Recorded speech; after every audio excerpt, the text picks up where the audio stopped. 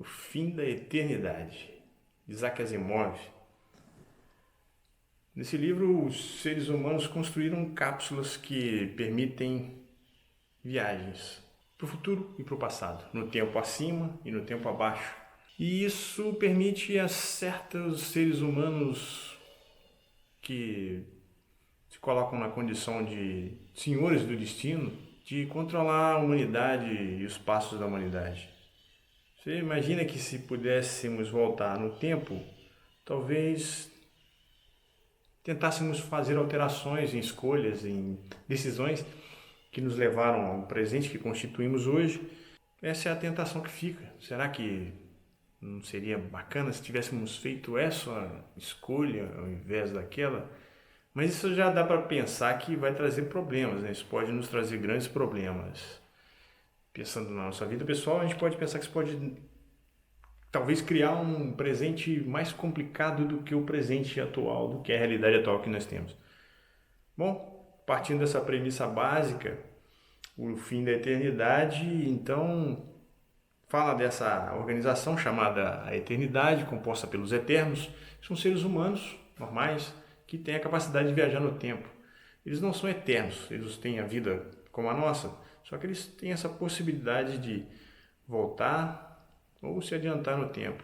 E a princípio eles funcionariam como seres que levavam energia do futuro para o passado e vice-versa, faziam comércio até entre o passado e o futuro, mas que depois começaram a perceber que haveria essa possibilidade de agir pontualmente em determinadas ações em determinados eventos humanos, pequenas inserções, pequenas mudanças que alterariam a realidade para algo mais necessário, mais útil, menos drástico, que causasse menos conflitos, que pudesse prolongar a existência humana ao longo da história, trouxesse benefícios.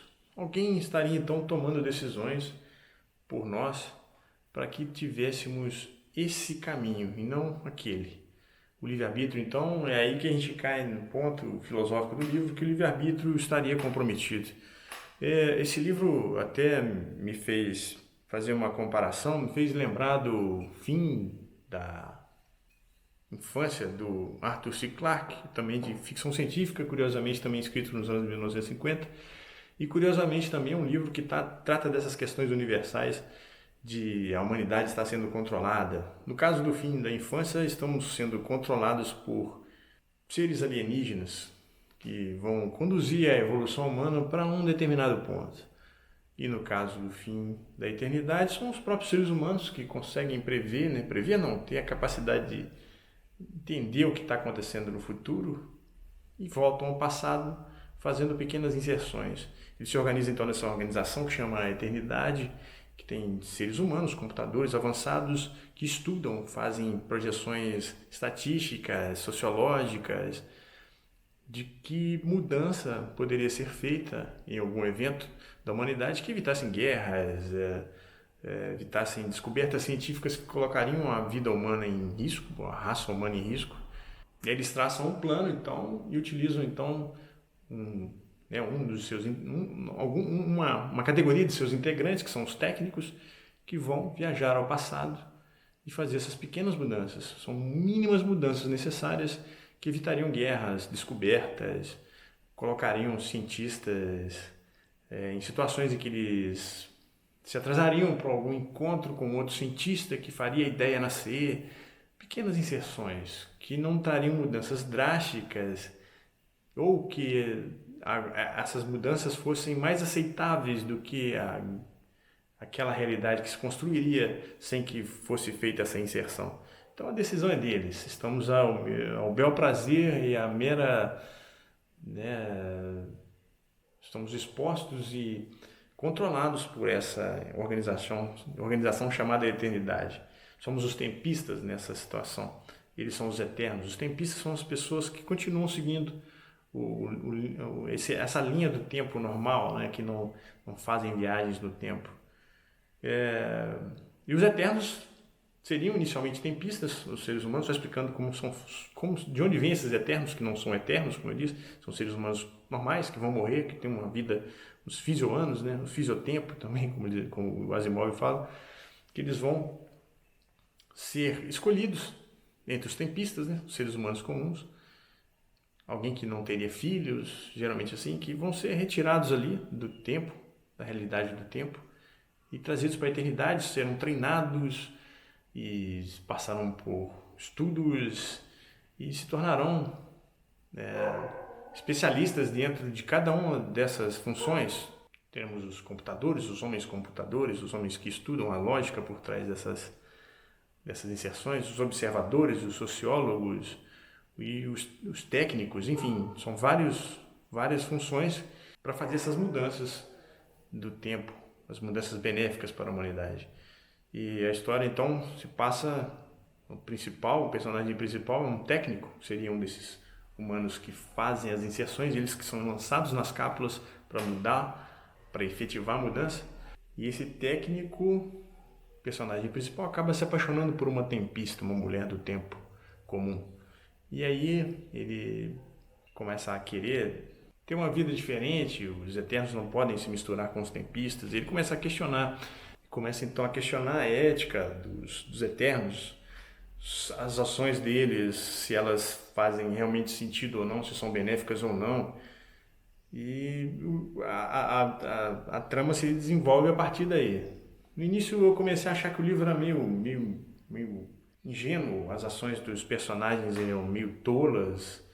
Achei que o Asimov estava construindo de forma psicológica esses personagens de uma forma capenga, e eu estava quase desistindo do livro. Então essa é até uma dica para quem for ler, que insista, que se você tiver essa sensação, continue, que o futuro do livro é melhor do que o presente, o desenrolar dos fatos dele. É um pouco confuso no início, você começar a se inteirar com essas ações desses Eternos, as coisas começam a ser explicadas, como é que elas funcionam, então, mas depois o livro entra numa conclusão, né, num desenrolar de fatos, umas reviravoltas que vão nos fazer entender realmente por que aquelas ações foram tomadas e tal. E a premissa básica do livro, né, é instigante, essa capacidade de voltar no tempo, paradoxal, sempre paradoxal. Toda a história de viagem no tempo, principalmente com viagem ao passado, será paradoxal. A construção de uma realidade alternativa diante de uma ação no passado.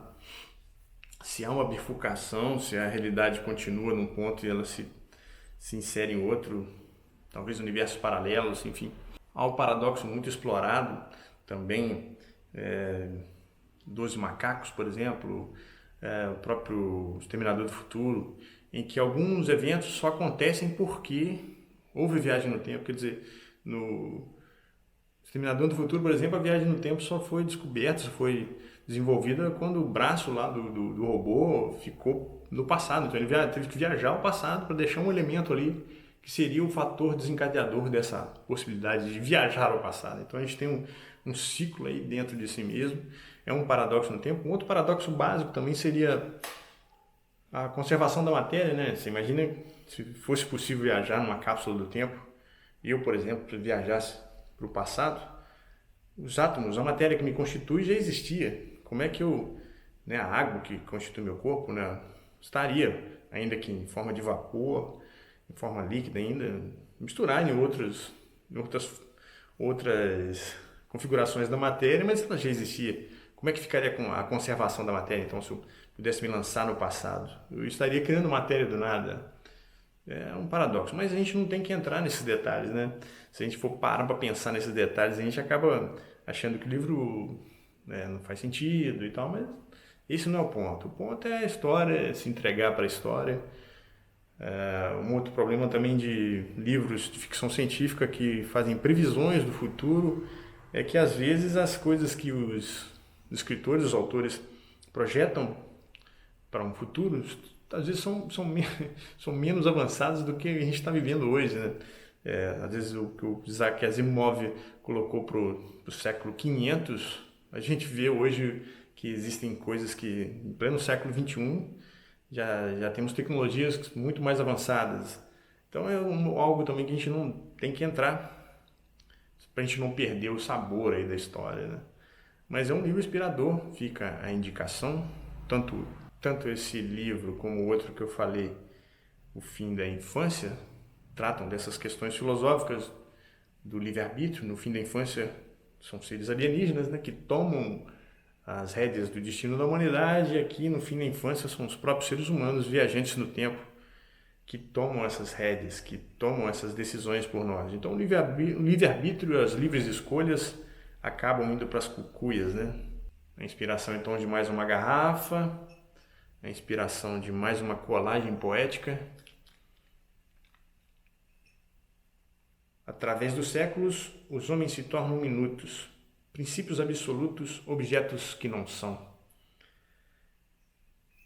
Uma construção aí de uma verticalidade, tem duas figuras aqui de humanos se interagindo nessa verticalidade, falando aí dessa inspiração no livro, do tempo acima, o tempo abaixo, o presente, o futuro, o passado. E essa capacidade de ser possível ou não essa viagem no tempo, essas iniciações abstratas aqui na arte. Mais uma garrafa aí para a posteridade, mais uma mensagem para o futuro, mais uma criação inspirada em um livro e mais uma indicação aí de leitura, Fim da Eternidade, Isaac Asimov. Se eu pudesse voltar no tempo, talvez eu tivesse lido esse livro antes. Talvez essa é uma decisão que eu tomasse.